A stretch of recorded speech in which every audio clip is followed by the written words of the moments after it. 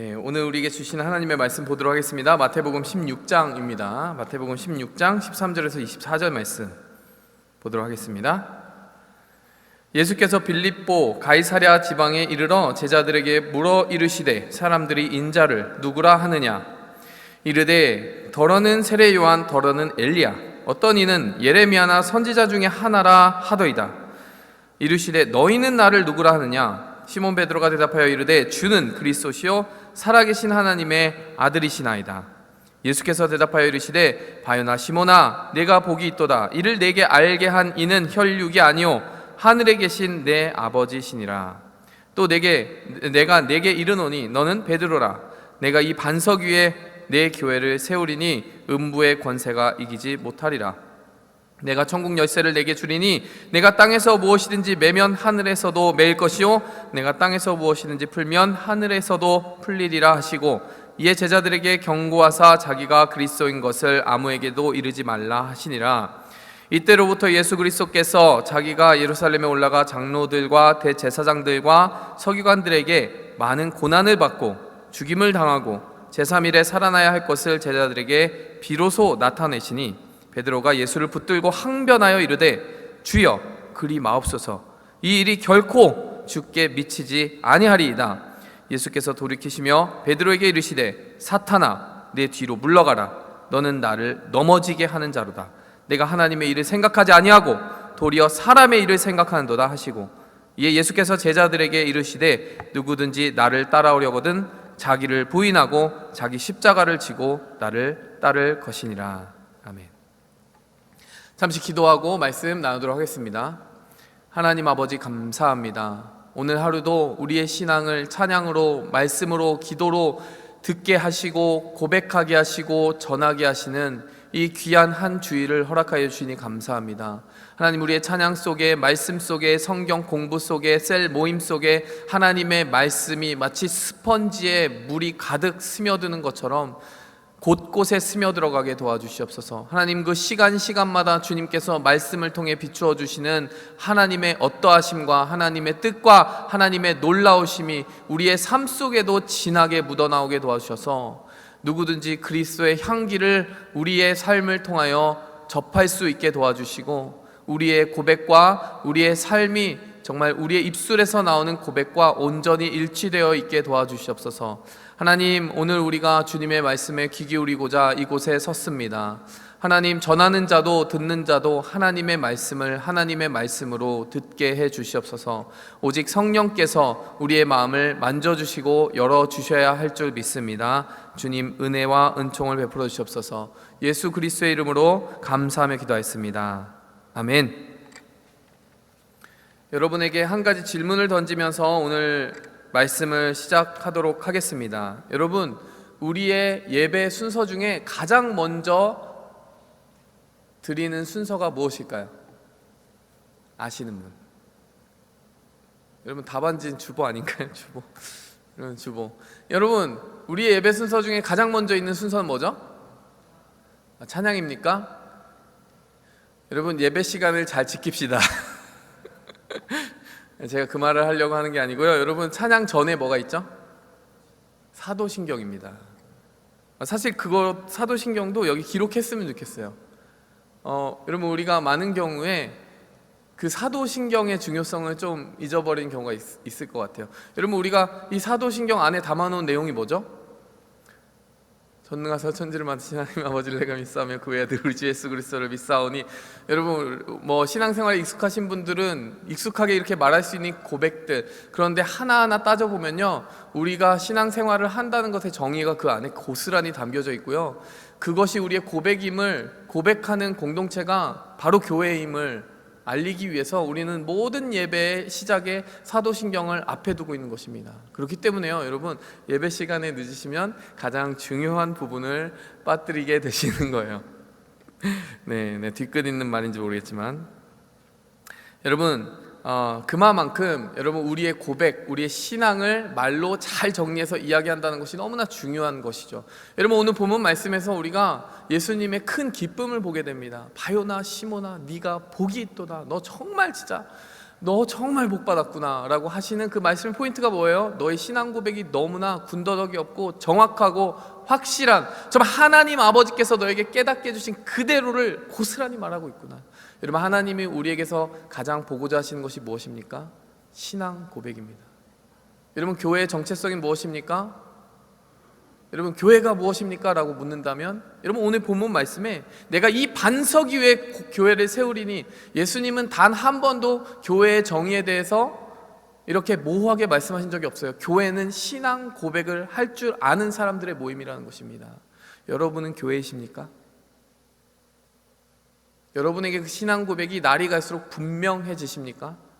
여러분, 오늘 이 말씀을 통하여서 예수님께서 그 기본을 우리에게 회복시켜 주시기 원합니다. 우리의 신앙생활이란 다름 아니라 하나님의 아들이시고 주님이신 예수 그리스도에 대한 온전한 이해를 가지고 그것이 입으로 고백되고 우리의 삶으로 나타나게 되는 것, 그것이 신앙생활이고 그 신앙생활을 공유할 수 있는 몸된 공동체를 이루어가는 것이 바로 교회다라고 하는 것을 우리의 마음속에 분명히 새기고 가기 원합니다. 여러분, 오늘 본문은요, 바로 우리의 신앙생활 전체에 대한 정의를 내려주는 동시에 교회가 무엇이냐에 대한 정의를 내려주기 때문에 무한한 가치와 중요성을 가지는 거예요. 제가 설교를 하다 보면, 그 전날에 준비하다 보면 참 이 본문은 굉장히 가슴이 뛰고 설레인다라고 하는 그런 본문을 종종 만나곤 합니다. 때로는요, 무거운 책임감을 느끼게 하는 본문이에요. 그런데 바로 이 본문 말씀이 저에게 그러한 느낌을 주었습니다. 너무나 중요한 본문이다. 내가 이 본문을 너무 잘 전해야 되겠다. 제가 어제 그 본문 말씀에 대한 부담감이 너무 커서 그냥 잠들어 버렸습니다. 네, 농담하려고 여러분의 이제 주의를 환기하고자 하는 말이고요. 마음속에 정말 계속 말씀을 생각하면서 꿈을 꾸는지 말씀을 생각하는지 이렇게 모를 정도로 왔다 갔다 하면서 잤던 것 같아요. 여러분, 오늘 말씀을 통해서 우리가 그 하나님께 칭찬받는 믿음에 대해서 살펴보기 원합니다. 특별히 오늘 본문 말씀은 약간 드라마틱한 요소가 있습니다. 뭘까요? 베드로가 한번 엄청 칭찬받습니다. 너 진짜 복이 있다. 근데 여러분, 그 바로 다음에 뭐가 나옵니까? 이 사탄아 물러가라라는 말을 듣습니다. 여러분, 이 칭찬과 책망을 동시에 듣는 이 장면 너무나 드라마틱하지 않습니까? 영화로 만든다면 굉장히 코믹한 장면일 것 같아요. 이 베드로의 그 모습을 마가복음에도 분명히 기술하고 있고, 여러분, 모든 새 복음서, 공간 복음서 기록을 하고 있는데, 오늘 이 말씀을 통해서 우리가 하나님 기뻐하시는 믿음에 대해서 살펴보도록 하겠습니다. 첫 번째로 우리가 살펴볼 것은 칭찬받은 베드로의 믿음에 대해서 살펴볼 거고요. 두 번째로 살펴볼 것은 책망받은 베드로의 믿음에 대해서 살펴볼 것입니다. 그것을 통해서 우리가 신앙 고백이 무엇인지 잘 정리하고 갔으면 좋겠습니다. 베드로가 어떠한 믿음으로 칭찬을 받았는가, 우리가 첫 번째로 살펴보기 원하는 것이 있어요. 좀 곰곰이 따져본다면 가이사랴 빌립보 한복판에서 신앙을 외쳤던 베드로의 모습이 칭찬을 받았습니다. 말이 어렵죠? 오늘 본문 말씀 배경이 어디로 기록되어 있습니까? 13절에 보니까 예수께서 빌립보 가이사랴 지방에 이르러 제자들에게 물어 이르시되, 여러분, 이 지역이 어떤 지역이냐면요, 배경을 알 필요가 있습니다. 이스라엘 전 지역에서 가장 아름답고 풍요로운 지역으로 꼽히던 곳이다, 이렇게 역사는 기록하고 있어요. 그곳이 왜 그렇게 풍요롭고 아름다운 곳이 될 수가 있었느냐? 특별히 지도자들에게 굉장히 애착 있게 다가왔던 지역이기 때문에 그렇습니다. 어떤 지도자가 그 당시에 있습니까? 유대 지역을 관할 통치하고 있던 로마의 총독도 있고요, 그 로마 세계 전체를 다스리고 있던 로마의 황제도 있고요, 또 그 지역을 다스리고 있던 유대 지역을 대표하고 있는 헤롯 왕이 있고요. 이런 다양한 통치자들이 그 지역을 통치하지 않았습니까? 어떤 통치자들이 있었냐면 바로 가이사 아구스도라고 하는 왕이 있었어요. 황제가 있었습니다. 로마 세계 전체를 다스리는 시저, 카이사르라고도 하기도 하고요. 그 아구스도라고 하는, 아우구스투스라고 이렇게 본래 발음이 읽혀지죠. 그 사람이 이 도시를요, 헤롯 대왕에게 하사했습니다. 그러니까 굉장히 중요한 기념적인 의미를 가지고 있는 것이죠. 누구에게? 헤롯 대왕에게, 헤롯 가문에게는 영광인 것이죠. 근데 이 헤롯 가문의 그 헤롯 대왕 그 후대에 누가 나오게 됩니까? 헤롯 빌립 2세가 나타나게 되는데, 그 헤롯 빌립 2세가 이 도시를 완전히 새롭게 정비하게 돼요. 그리고 이 도시에 이름을 붙입니다. 여러분 같으면 도시를 정비한 후에 어떤 이름을 붙이겠어요? 이들은 좀 허영심이 있지 않습니까? 이 지도자들, 헤롯 하면 우리가 허영심의 대명사라고 생각하지 않습니까? 자기 이름을 붙여요. 빌립보. 그럼 빌립보라는 이름은 그래서 붙은 것입니다. 그 다음에 빌립보 다음에 뭐가 붙어있죠? 가이사랴. 여러분, 이것은 카이사르하고 의미 비슷하죠? 여러분, 황제의 이름을 기리고 자기의 이름도 동시에 기리는 도시 이름을 붙여놓은 것입니다. 여러분, 그러니까 황제의 이름이 붙어있고 자기의 이름도 붙어있어요. 그 세계의 로마 세계의 지도자들의 이름이 다 붙어있는데 그 도시를 가만히 놔두겠습니까? 온갖 화려한 신전과 아름다운 우상들로 가득한, 그야말로 로마의 문화와 그레코 로만 문화를 대변하는 도시가 되도록 완전하게 정비한 것입니다. 그리고 그 도시에 가이사랴라는 이름을 붙여서 황제에게까지 헌정하게 되는 것이죠. 여러분, 이 도시에는요 보통 유대인들이 잘 발걸음을 하지 않는다고 그래요. 여러분, 왜 그렇겠어요?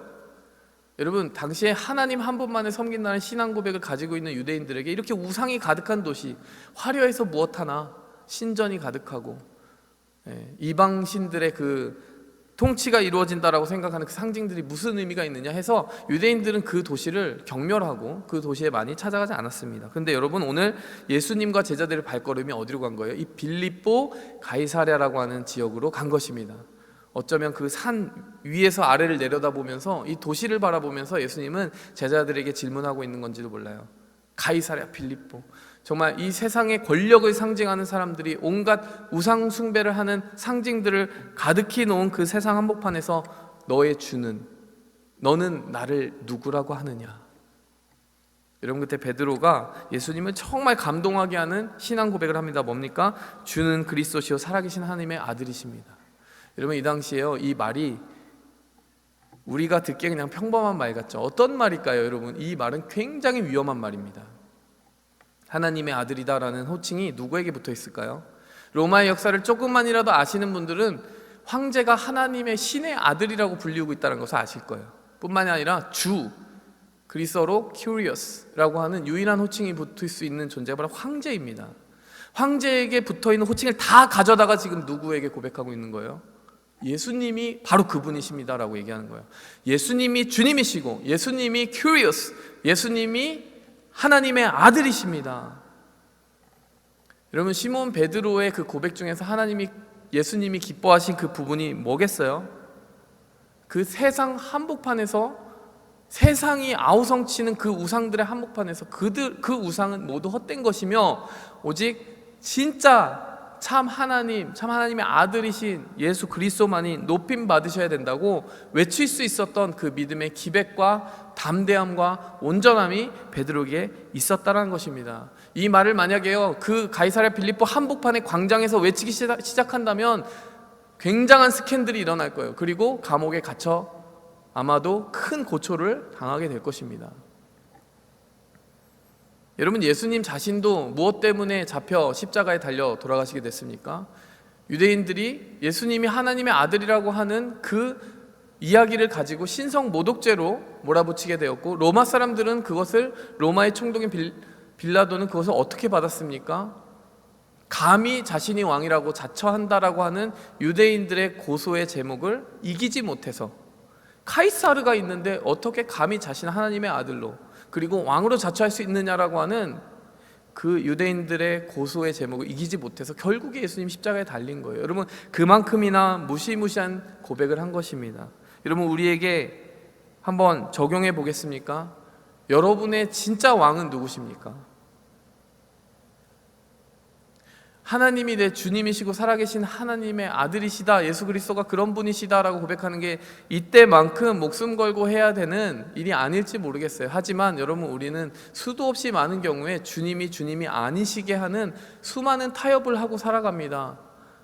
막상 따져보면 돈이 그 사람의 왕이고, 막상 따져보면 권력이 그 사람의 왕이고, 막상 따져보면 다른 모든 우상의 신전이 한마디로 우리의 가슴속을 가득 채우고 있는 가이사랴 빌립보가 우리의 마음의 상태가 아니냐라는 거예요. 이 세상이 그렇게 살아가고 있지 않냐라는 겁니다.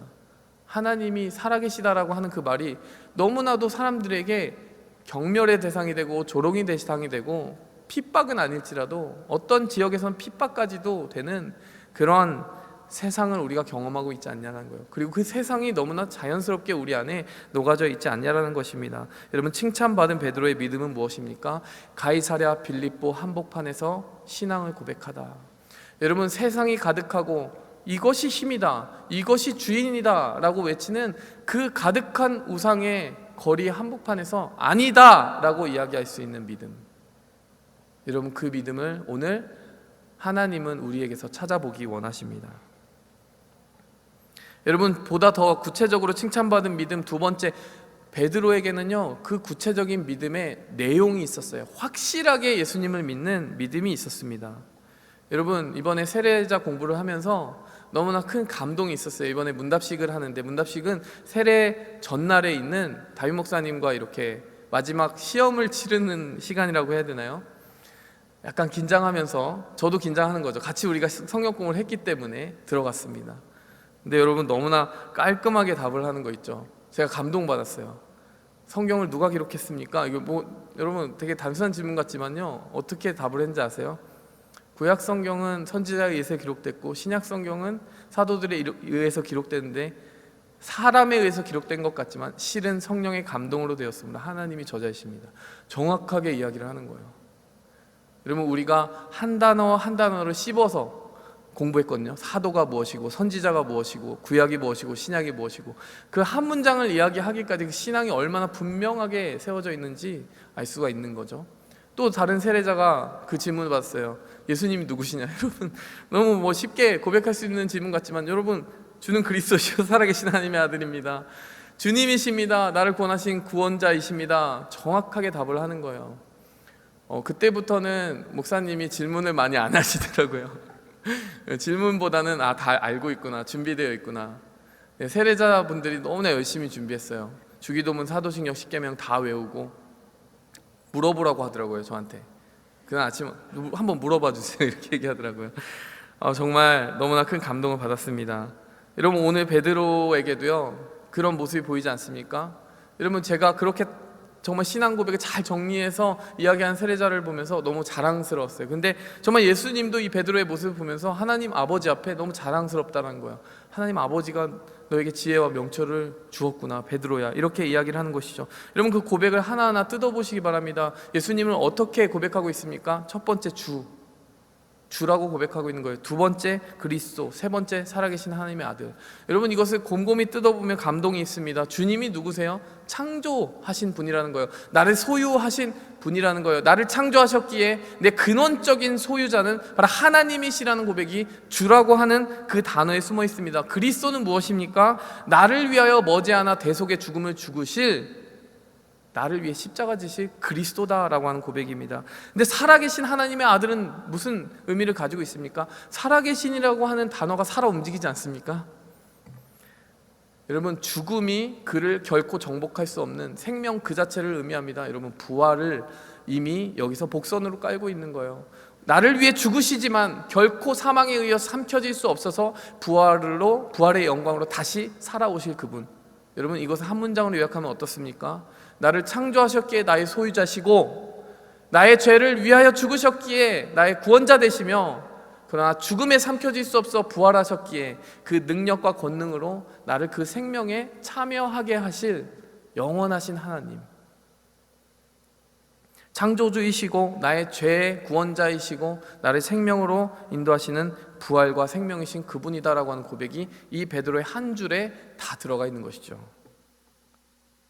여러분, 예수님이 이것을 얼마나 기뻐하셨냐면요, 16장 18절에 보니까요, 너는 베드로라, 이 반석 위에 내 교회를 세우리니 음부의 권세가 이기지 못하리라. 여러분, 이거 혈육이 알게 할 수가 없는 거다, 하나님 아버지가 알게 한 것이다, 너무 기뻐하실 뿐만이 아니라 바로 이 위에 교회가 세워질 것이라고 이야기를 합니다. 여러분, 다시 한번 여러분의 상상의 나래를 펼쳐보세요. 지금 그 배경이 어떻다고요? 비주얼라이즈 해보세요. 신전이 가득한 곳입니다. 그 도시가 내려다 보이는 곳에서요, 화려한 이방 신전들을 보면서 주님은 말씀하시는 거예요. 내가 내 성전과 내 교회를 세울 것인데, 화려한 대리석 없어도, 그 멋들어진 문화적 가치를 가진 우상을 만들지 않아도, 매끈한 대리석 하나 없어도 나는 남부럽지 않아. 너의 신앙 고백으로 내가 교회를 세울 것이다. 나의 성전은 아름답고 화려한 어떤 외형적인 것에 의해서 세워지는 것이 아니라 신앙 고백을 참으로 할 수 있는 내가 누군지 아는 사람들의 모임으로 세워지게 될 것이다. 여러분, 주님의 벅찬 그 감동과 그 마음이 느껴지십니까? 여러분, 무엇이 주님을 벅차게 하는 거예요? 참된 그리스도를 향한 고백이 예수님을 벅차게 하는 것입니다.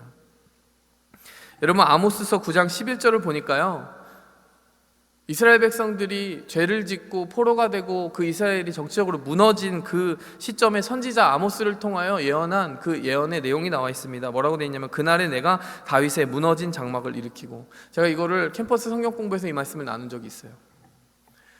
이런 질문을 한 적이 있습니다. 그 이스라엘이 다 무너졌을 때 하나님이 다시 회복하고 싶으셨던 것이 솔로몬의 성전이 아니고 왜 다윗의 장막이었을까? 여러분, 이 질문을 난 적이 있어요. 장막이라는 것은 굉장히 초라한 텐트 아닙니까? 근데 여러분, 하나님이 그리워하셨던 것은요, 저 화려한 어떤 돌로 각종 금으로 치장된 솔로몬의 그 영광이 가득했던 솔로몬의 성전이 아니었다라는 거예요. 다윗의 성막, 다윗의 장막이었다는 것입니다. 여러분, 사연이 있어요. 어떤 사연이 있습니까? 다윗은요 24반차, 그러니까 24그룹을 세워서요 1년 내내 24시간 7일 동안 365일 멈추지 않는 예배를 그 제단 앞에 드려지게 했습니다. 여러분, 하나님이 그리워하시는 그 한 가지가 뭐였을까요? 날마다 그 앞에서 찬양으로 신앙을 고백하는 그 아름다운 신앙 고백을 듣고자 하셨던 거예요. 건물이 그리우셨던 것이 아니라는 거예요. 그래서 솔로몬의 성전보다 나는 다윗의 장막이야 라고 이야기를 했던 것입니다. 여러분, 다른 것은 몰라도요, 여러분에게 그 고백이 있다면 그 고백은 여러분의 자랑이 되어도 좋습니다. 여러분, 예레미야 9장 23절과 24절 말씀 잠시 보도록 하겠습니다. 예레미야 9장 23절에서 24절. 여호와께서 이와 같이 말씀하시되, 지혜로운 자는 그의 지혜를 자랑하지 말라, 용사는 그의 용맹을 자랑하지 말라, 부자는 그의 부함을 자랑하지 말라. 24절 말씀. 자랑하는 자는 이것으로 자랑할지니 곧 명철하여 나를 아는 것과 나 여호와는 사랑과 정의와 공의를 땅에 행하는 자인 줄 깨닫는 것이다. 나는 이 일을 기뻐하노라. 여러분, 마치 예수님이 베드로의 신앙 고백을 듣고 기뻐하시는 장면이 여기에 오버랩되어서 들려오지 않습니까? 하나님 아버지가 뭐라고 하시는 거예요? 나를 아는 게 너무 기쁘대요. 내가 누구인지 알아주는 것, 제대로 아는 것을 기뻐하신다는 것입니다. 사랑과 공의를 땅에 행하는 자. 여러분, 십자가는 정의의, 공의의 상징인 동시에 사랑의 상징이라고 그랬잖아요. 여러분, 신구약이 이렇게 아름답게 오버랩되고 있습니다. 정확하게 한 분 하나님은 그렇게 우리를 향하여 단 한 가지를 요구하고 계신 거예요. 나를 알라. 여러분, 오늘 본문 말씀, 우리 설교 제목이 너희는 나를 누구라 하느냐예요. 예수님이 우리에게 질문하십니다. 너에게 나는 누구냐? 여러분, 이렇게 분명한 하나님을 알 때 여러분, 하나님께서 우리를 기뻐하실 것입니다. 여러분, 두 번째로 우리가 살펴보고자 하는 것은요, 바로 책망받은 베드로의 믿음입니다. 여러분, 오늘 베드로가 이렇게 놀라운 칭찬을 받았는데 바로 그 뒷부분에 가장 충격적인 책망을 받습니다. 12제자 중에 그 누구도요, 심지어 가룟 유다도, 여러분, 가룟 유다는 뭐 멸망의 자식이다, 예수님으로부터 그런 닉네임을 받긴 했지만 사탄이다라고 하는 말까지는 들어본 적이 없어요. 여러분, 베드로가 참 그런 부분에서 기념비 같은 일을 많이 한 것 같아요. 여러분, 오늘 뭐라고 했습니까? 어떤 상황이 벌어지게 됩니까? 21절부터 24절까지 이런 상황이 벌어지게 돼요. 자, 이제 예수님께서 비로소 제자들에게 무엇을 알려주십니까? 내가 고난을 받고 죽임을 당하고 제3일에 살아날 것이다. 여러분, 예수님이 하실 일의 전부를 알려주셨어요. 나 수치와 모욕 당한다, 나 이제 죽임을 당한다, 그리고 나서 부활까지 한다, 다 스포일 해주셨어요. 여러분, 예수님의 이 예고는요, 다른 본문과 함께 보면은 한 번이 아니었어요. 무려 3번이나 그랬습니다. 그런데 그럴 때마다 제자들의 반응이 어땠는지 알아요? 모르겠다, 혼란스러워요. 여러분, 오늘 이 본문 말씀은 제자들의 어떤 반응을 대변하고 있습니까? 강렬한 리젝션, 거부, 완전한 거부를 보여주고 있어요. 여러분, 여기서 베드로의 믿음이 왜 이렇게, 베드로의 모습이 예수님에게 왜 이렇게 격렬한, 뭐라고 했죠? 꾸짖음을 받았는가? 예수님이 뭐라고 하셨는지 알아요? 사탄아, 물러가라. 너는 사람의 일을 생각하지 하나님의 일을 생각한 자가 아니다. 뒤로 물러가라라고 이야기를 하시면서 누구든지 나를 따라오려거든 십자가를 지고 따라올 줄 알아야 된다라고 이야기를 하시는 거예요. 왜 그렇게 사탄 같은 믿음이라고 정죄를 받았을까요? 실은 베드로의 믿음이요, 귀신 같은 믿음이었기 때문에 그렇습니다. 그럼 귀신 같은 믿음 들어본 적 있으신 분? 어떤 믿음이 귀신 같은 믿음일까요? 뭐 이렇게 말하면 약간 뭐 귀신 같은 믿음이 어디 있어? 여러분, 근데 사실 예수님의 표현은 더 세지 않아요? 사탄아 물러가라고 했으니까 사탄 같은 믿음이죠. 여러분, 귀신 같은 믿음 하면 생각난 장면이 있습니다. 여러분, 우리가 누가복음 쭉 살펴보면서 거라사인의 지방에서 귀신 들린 자를 치유했던 그 장면을 이미 제가 설교를 했죠. 그때 우리가 어떤 장면을 눈여겨서 보았습니까? 여러분, 누가복음 8장 28절에요 그 귀신 들린 자가 갑자기 예수님 앞에 엎드리면서 뭐라고 말하는지 아세요? 지극히 높으신 하나님의 아들 예수여, 당신이 나와 무슨 상관이 있나이까? 여러분, 성경책을 보면 베드로보다 더 먼저 신앙 고백한 게 누구예요? 귀신이란 얘기입니다. 지극히 높으신 하나님의 아들 예수여, 누가 고백했어요? 귀신이 고백한 거예요. 굉장히 재밌고 웃기는 상황인 것입니다. 여러분, 어떤 믿음이 귀신 같은 믿음입니까? 너무 잘 알아요. 예수님이 누군지 너무 잘 압니다. 근데 이 귀신에겐 무슨 문제가 있습니까? 이렇게 얘기해요. 당신이 나와 무슨 상관이 있습니까? 예수님이 하나님의 아들이든 말든 난 상관이 없다. 나를 괴롭게 하지 마시고 저 돼지떼에게 들어가게 해달라. 그래서 돼지가 몰살하게 되잖아요. 여러분, 귀신같이 하는데요, 귀신같이 순종하지 않는 것이 귀신 같은 믿음입니다. 귀신같이 하는데요, 귀신같이 주판 세고 있는 거예요. 계산기 두들기고 있는 거예요. 마을 사람들이 왜 귀신 같은 믿음이었습니까? 돼지떼 몰살한 것만 보고 있는 거예요. 한 영혼이 구원받은 것을 생각하지 않는 거예요. 그래서 예수님 제발 이 마을에서 나가달라고 하는 것입니다. 귀신 같은 믿음이라는 것은 행함이 없는 믿음이에요.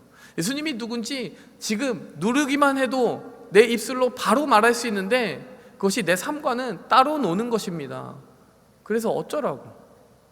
예수 그리스도가 하나님의 아들이어서 어쩌라고? 여러분, 어쩌라고까지 아니어도 여러분, 우리가 실제로 우리의 행함으로써 만일 우리의 고백을 denounce, 우리의 고백을 모순되게 하는 행함과 실천을 가지고 살아간다면 그 믿음은 귀신 같은 믿음입니다. 정확하게 귀신 같은 믿음이라는 표현을 어디서 쓰고 있느냐? 야고보서 2장 말씀 보시겠습니다. 야고보서 2장 말씀 보여주시겠어요?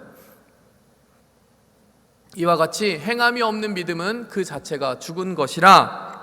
어떤 사람은 말하기를 너는 믿음이 있고 나는 행함이 있으니 행함이 없는 네 믿음을 내게 보이라.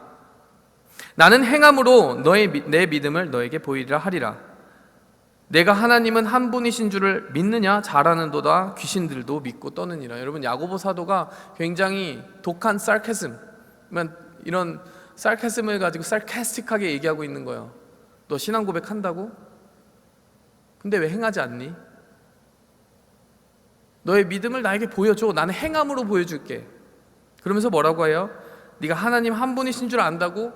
귀신들도 그건 알아 라고 이야기를 하는 겁니다. 알면 그만이니? 라고 얘기하는 거예요.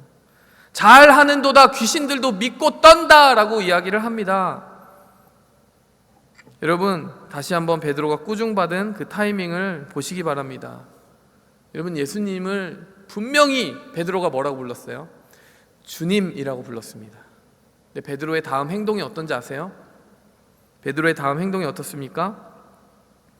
예수님을 붙들고 다른 곳으로 갑니다. 오늘 본 말씀 어디에 나오죠?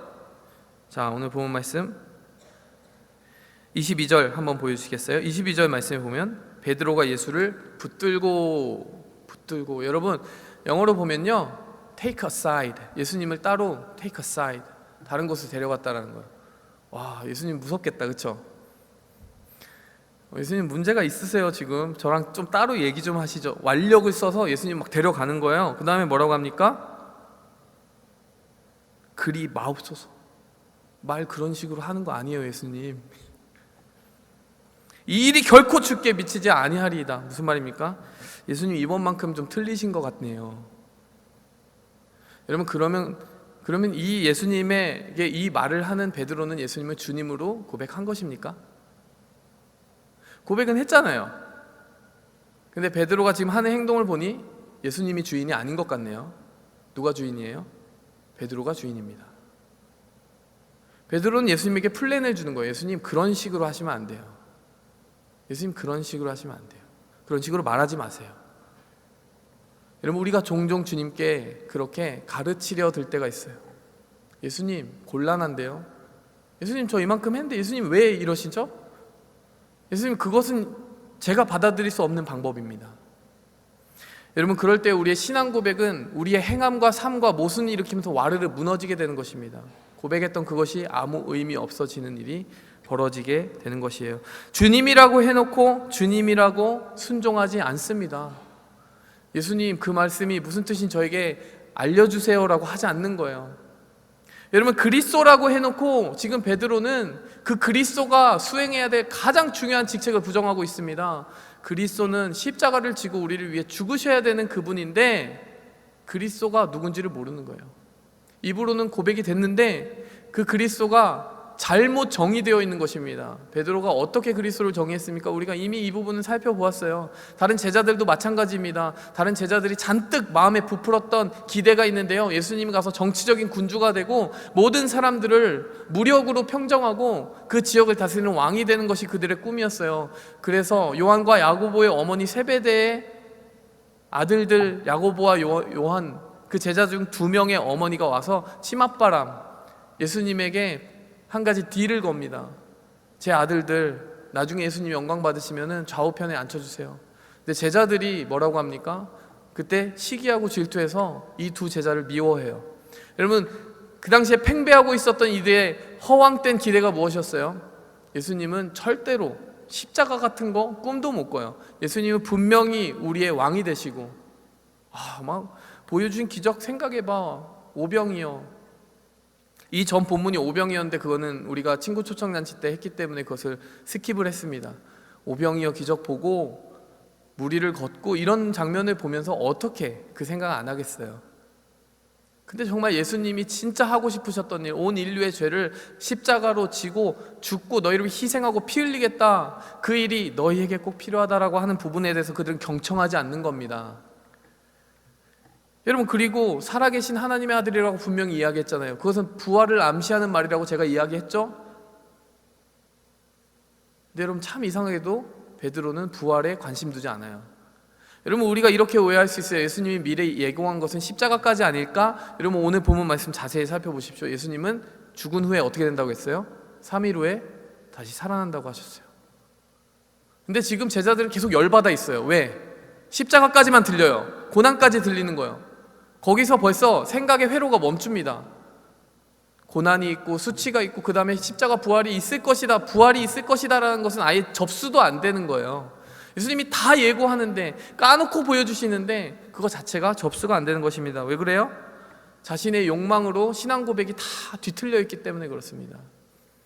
그래서 주님이라고 해놓고 주님을 다른 곳으로 가져다가 주님을 꾸짖습니다. 여러분, 거기에 사용된 표현 간청하다, 항변하다라는 단어 좀 약하게 만든 거예요. 히브리어를 보잖아요, 헬라어를 보잖아요. 여러분, 꾸짖다라는 표현입니다.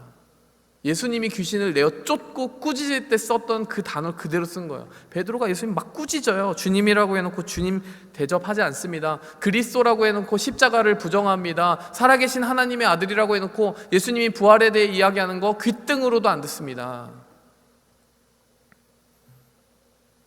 여러분, 여기까지 듣고 나면요, 우리의 모습 보는 것 같지 않습니까? 우리 그럴듯하게 신앙 고백 잘해요. 근데 십자가 지려고 하지 않습니다. 그럴듯하게 신앙생활 잘합니다. 고백합니다. 근데 예수님 부활의 권능이 있다고 완전히 믿지 않아요. 그럴듯하게 신앙생활 합니다. 근데 주님을 주님 대접하지 않아요. 막 주님을 꾸짖어요. 주님을 가르치려 해요. 오늘 말씀을 정리하면서 전 이런 생각을 했습니다. 우리의 고백과 우리의 삶이 만날 수만 있다면 하나님이 얼마나 큰 일을 이루실까. 여러분, 정말 감사한 것은 이렇게 부족하고 연약한 베드로였지만 나중에 변화됩니다. 예수님이 그를 쓰시기 위해 다시 한번 만지시고, 그가 오히려 실패했을 때 그는 자기의 현 주소를 깨닫고 그 신앙 고백을 진정으로 마음에 붙들게 되는 것이죠. 여러분, 마지막으로 여러분이 기억해야 되는 것은 바로 그 은혜입니다. 우리의 고백이 때로는 우리의 삶과 모순되어서 너무나도 주님께 실망스러운 자리 가운데 우리가 처해 있을지라도 예수님이 십자가 지신 것은 바로 그 베드로의 연약함까지를 다 포함하는 것이었다는 겁니다. 여러분, 우리가 그것을 기억할 때, 여러분, 우리가 비록 때로는 그 연약함 가운데 넘어질지라도 우리를 다시 한번 붙들어 일으키시는 하나님을 신뢰할 수 있을 것이고, 오늘 우리가 기도할 수 있을 것 같아요. 하나님, 제가 그럴듯한 믿음은 고백하고 있지만 제 삶 속에 그 믿음이 흘러나오지 않습니다. 베드로를 그렇게 베드로 되게 해주신 주님, 그 축복으로 저로 축복해 주세요. 삶과 믿음이 하나 되게 해주세요. 칭찬받은 믿음은 남고 책망받은 믿음은 떨궈내게 도와주십시오. 귀신 같은 믿음, 실체 없는 믿음 버리게 해주세요. 그렇게 고백할 수 있으면 좋겠습니다. 여러분, 이 시간 이 앞으로 초대해서 잠시 간증의 말을 듣고자 하는데, 우리 성근 형제입니다. 성근 형제가 그 간증 파트 1을 우리가 했을 때 충격과 놀라움, 여러분, 굉장히 그 간증의 은혜가 많았고요. 또 그 길이도 참 놀라웠습니다. 그런데 정말 오늘 성근 형제가 이제 그 신앙의 여정 우리와 함께한 시간으로서는 어떻게 보면 마지막인데, 우리와 함께 또 은혜의 간증을 나눠주려고 해요. 저는 성근 형제 보면서 이런 생각합니다. 그 고백하는 대로 믿는 사람이고 행하는 사람이다. 그리고 제가 이 간증으로 초대하면서 가지고 있는 기도와 축복의 마음은 무엇이냐면, 성근 형제 앞으로 둘이 하나 되어서 걸어가게 되는 그 결혼의 삶도 그렇게 많은 간증과 정말 많은 살아있는 믿음으로 하나님 기쁘시게 하는 그 믿음의 레이스가 됐으면 좋겠다, 이렇게 축복합니다. 그 마음 가지고 이 자리에 초대할 때 여러분, 그 간증 안에서 여러분의 우리의 자신의 믿음을 또 새롭게 하길 원합니다. 초대하겠습니다.